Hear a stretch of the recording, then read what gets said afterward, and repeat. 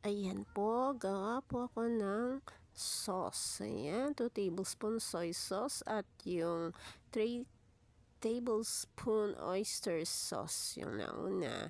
At ayan, 1 tablespoon sugar at sesame oil, 2 tablespoon. And then 2 tablespoon cornstarch at 1 cup of water. Mix well and set aside. Ayan. Blanch the snow peas for 30 seconds. Yan po ay sitsaro dito sa amin ang tawag na yan. Then, drain and soak in a cold water. Ayan, in a pan. Slightly fry the shrimp. And then, stir.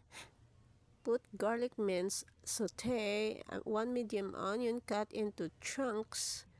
Put shiitake mushroom.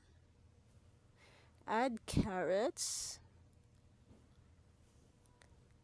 Stir and stir again. Put yung corn.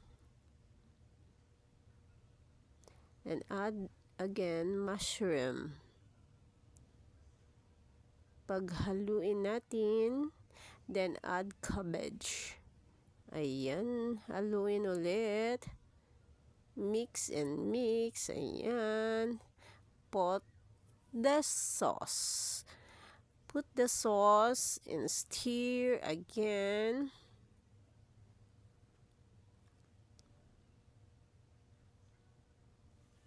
Ayan, masarap yan. Cover, then simmer for 2 minutes.